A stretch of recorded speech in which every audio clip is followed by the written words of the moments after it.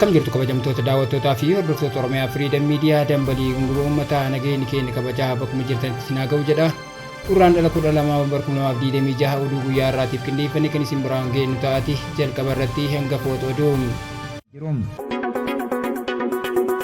Ministeera Abiy Ahmed ministeera dhimma alaa Saudi Arabiyaa waliin mari'atanii.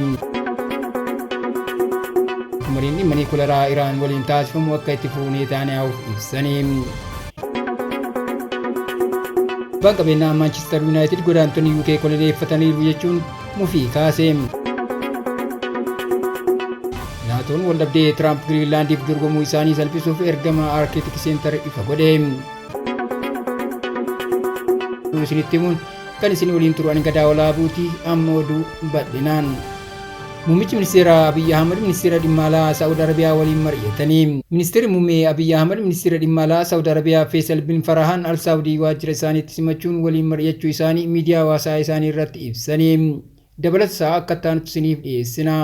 Ministeerri muummee Abiy Ahmed ministeera dhimma alaa Saudi Arabiyaa Faisal bin Farhan Al Saudi waajjira isaaniitti simachuun waliin mari'achuu isaanii miidiyaa hawaasaa isaanii irratti ibsanii. Dhimmoota hariiroo biyyoota lamaanii fi kan biroo irratti mari'achuu isaanii muummeen ministeera Abiy Ahmed ibsaniiru. Mariin keenya hariiroo waggoota dheeraa biyyoota lamaanii akkaataa bal'isuu fi dhimmoota naannawaa fi idil addunyaa faayidaa waloo kenna irratti tumsa keenya cimsuu irratti kan xiyyeeffatedha jedhanii. Itoophiyaan yeroo gaanfa Afrikaatti muddamni cimetti Saudi Arabiyaa waliin hariiroo cimsachuuf marii taasifte. Torban tokko dura ministeerri dhimma alaa Itoophiyaa Dr. Gideon Timoteos gara Saudi imaluun gita isaanii waliin marii taasisanii ture. Biyyoonni jiddugala bahaa badhaadhan Saudi Arabiyaa fi United Arab Emirates Yemen akkasumas Suudaan keessatti wal dhabaa jiru. Haleellaa Saudiin Yemen keessatti raawwatte booda United Arab Emirates loltoota isii Yemen keessaa baasteetti. Gama kaaniin biyya wallaa Itoophiyaa Suudaanitti biyyoonni lamaan gartuulee garagaraa bira dhaabbatu jechuun himatamu. Saudiin waraana Suudaan kan Jeneraal Abdul Fattah al-Burhaaniin hoogganamu ni tumsiti. United Arab Emirates ammoo humna addaa RSF ni deeggarti jechuun himatamu. Gama kaaniin Somaaliyaanis hariiroo United Arab Emirates waliin qabdu kutuu ibsuun Saudii waliin hariiroo cimsataa jirti. Itoophiyaan ammoo United Arab Emirates fi Saudi Arabiyaa waliin hariiroo jabaa qabdi. Trump mariin dhimma niikuleeraa Iraan waliin taasifamu akka itti fuunee taanaa'uuf ibsanii. Pireezidaanti Trump mariin dhimma niikuleeraa Iraan waliin gaggeeffamu akka itti fufu ministeera muummee Israa'el Beniyaamin Netanyahuuf ibsuu beeksisanii. Bal'ina isaa akka taanutti isiniif dhiyeessina. Pireezidaanti Trump marii dhimma niikuleeraa Iraan waliin gaggeeffamu akka itti fufu ministeera muummee Israa'el Beniyaamin Netanyahuuf ibsuu beeksisanii. Iraan waliigalteerra hin geessu taanaan garuu tarkaanfii akka fudhatan akeekkachiisaniiru. Trump fi Netanyahuun guyyaa kaleessaa yeroo White House'tti wal ga'anitti waa'ee ba'aa jiddu galeessaa muddamni itti baay'ate mari'ataniiru. Sagantaan meeshaa waraanaa niikuleeraa Iraan ajandaawwan marii isaanii keessaa tokko. Trump Iraan yuuraaneemii gabbisuu akka dhaabdu sagantaa pilaastikii misaayilaayisiis akka dhiistuu fi hidhattoota warra akka Hamaasiif Hizbollaa deeggaruu akka dhaabduuf dhiibbaa akka taasisu Netanyahuun fedhuun isaa ibsameera. Iraan ammoo sagantaa niikuleeraa isii daangessuudhaaf qophii ta'uu isii beeksifteetti. Deebii isaa ammoo qoqqobbiiwwan isii irra kaa'aman akka irraa kaafamaniif gaafatte. Iraan haldureewwan kaa'aman biroo garuu akka hin fudhanne beeksifte. Osoo Trump fi Netanyahuun waliin argeen dura pireezidaantii Iraan Masuud Pezeshkian biyya isaanii marii marsaa lammaffaa Ameerikaa waliin taasisan irratti gaaffii daangaa darbeen fudhattu jedhaniiru. Pireezidaantichi haldureewwan gama Ameerikaa irraa dhiyaataa jirus qeeqaniiru. Erga Trump aangoo qabatanii booda Netanyahuun Washington yeroo daawwatu kun si'a ja'affaadha. Kun ammoo daawwannaa bulchaan biyya kamiyyuu Ameerikaatti taasise caala. Hooggantoonni lamaan marii sa'aatii 3 erga taasisanii booda Trump ibsa hin kennine. Miidiyaa hawaasaa isaanii Truth Social irratti garuu mariin ture baay'ee gaariidha jedhaniiru. Murtee kamirrayyuu hin geenne Iraan waliin mariin itti fufuu qaba kan jedhu xiyyeeffannaa itti kenne dubbadheera jechuun ibsaniiru. Oduma kanaan wal qabateen Jarmanii misaayiliin Iraan Israa'el qofa miti Awurooppaas ni sodaachisa jette. Ministeerri dhimma Jarmanii sagantaa gabbisa niikuleeraa fi misaayilii Teheraan ilaalchisee furmaata karaa dippiloomaasii Yuunaayitid Isteetsii fi Iraan jidduu yaalamaa jiru biyyi isaanii akka cimsitee deeggartu himanii.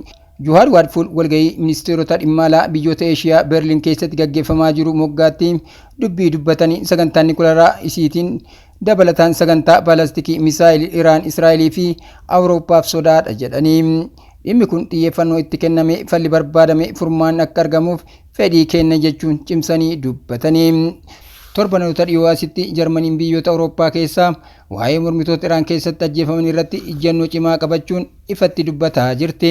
Abbaan qabeenyaa Manchester United godaantonni UK koloneeffataniiru jechuun mufii kaase. Abbaan qabeenyaa Manchester United Sir Jim Ratcliffe UK'n godaantotaan koloneeffatamte jedhee dubbachuu hordofee mufii kaasee guutuu isaa akka ta'an isiniif dhiyeessina. Abbaan qabeenyaa Manchester United Sir Jim Ratcliffe UK'n godaantotaan koloneeffatamte jedhee dubbachuu hordofee mufii uume. Ministeerri muummee UK Keir Starmer dubbiin abbaan qabeenyaa United dubbate kan nama mufachiisuu fi dogongora jechuun ibsanii. Biliyeenara UK kan ta'e Sir Jim Ratcliffe dhiifama gaafachuu qaba jedhan gaggeessaan biyyattii. Jim Ratcliffe dubbii dheekkamsaa kaasee kan dubbate roobii gurraandhala 11 turtii miidiyaa biyyattii Sky News waliin taasiseen yoo ta'u UK'n godaantotaan koloneeffatamteetti jechuun waa'ee ministeera muummee biyyattii ammoo wantoota cimoo ta'an hojjechuu nama danda'uu fi nama gaarii jechuun ibse. Ministeerri muummee UK Keir Starmer roobii galgala ibsa kennaniin dubbii abbaa qabeenyaa Manchester United dubbatetti gadduu ibsuun Biriteen biyya namoonni bakka garaagaraa dhufan keessa jiraatanii fi kanatti akka boonan dubbatanii.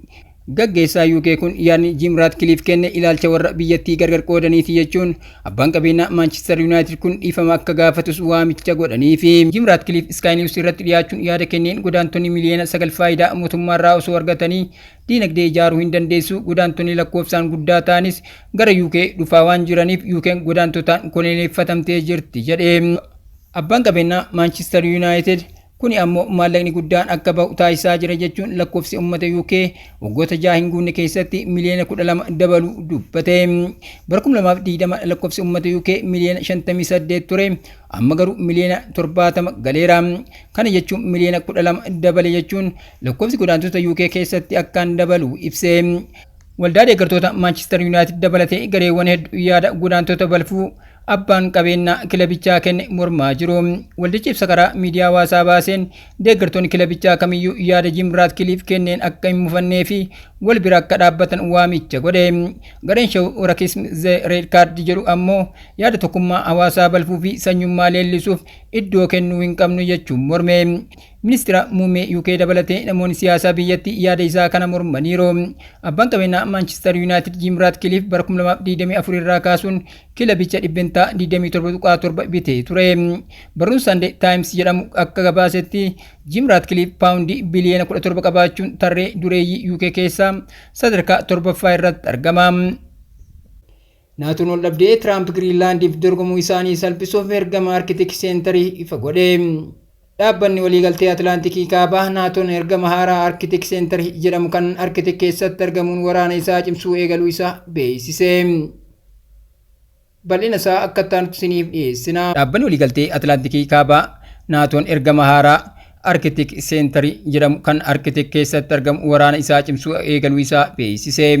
Murteen kun kan murtaa'e wal dhabdee dippiloomaasii biyyoota miseensa ta'an jidduutti uumame salphisuuf kan ta'e fedhii cimaa fi dhiibbaa pireezidaantiin Ameerikaa Doonaald Tiraamp Giriinlaanditti dabaluudhaaf godhan akka tasgabbaa'uuf ta'uu gabaafame.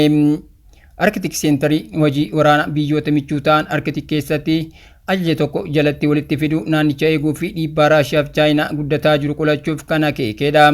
Pireezidaant Tiraamp Giriinlaandiin nageenya biyyaalessaa Ameerikaatiif murteessaa ta'uu ibsuun humnaan fudhachuuf doorsisuun Deenmaarkiif michoota Awurooppaa biroo waliin wal dhabdee uumuun isaanii ni yaadatama. Waliigalteen haaraan kun kan dhufe erga Tiraampiif barreessaan olaanaa Naatoo Maark Ruutee waltajjii diinagdee addunyaa Daavoositti gaggeeffame irratti mari'atanii booda. Waliigaltichi Naatoon yaaddoo nageenyaa Ameerikaan Giriinlaand irratti qabdu waliin akka furu gaafatee jira. Jarmaniin ergama kanaaf jettiiwwan Aayiroo Faayitar 4 akka kennitu kan beeksifte yoo ta'u, Biriiteenii fi Deenmaarkis gumaacha waraanaa guddaa ni taasisu jedhame eegama. Ergamni kun ajaja humna waloo Naatoon kan hoogganamu yoo ta'u, Noorfolk Virgiiniyaa keessatti argama. Barreessaa olaanaan Naatoo Maark Ruuteen yaada gaazexeessootaaf kennaniin ergamni kun qaawwa Arctic keessatti mul'atu guutuu fi tokkummaa gamtichaa eeguuf tarkaanfii murteessaa ta'uu ibsaniiru. Pireezidaant Tiraamp gama isaaniitiin gaheen Naatoo naannicha keessatti dabaluu isaa simataniiru. Kabajamtootaa fi hordoftoota dhaggeeffattoota keenya. Tamsaasni keenya akka namoota hedduu bira ga'u peejii keenya follow share gochuun akkasuma YouTube chaanaalii keenya subscribe gochuu hin dagatinaa. Oduu guyyaa kanaaf qaban kanneen turanii waan daawwattaniif galatooma.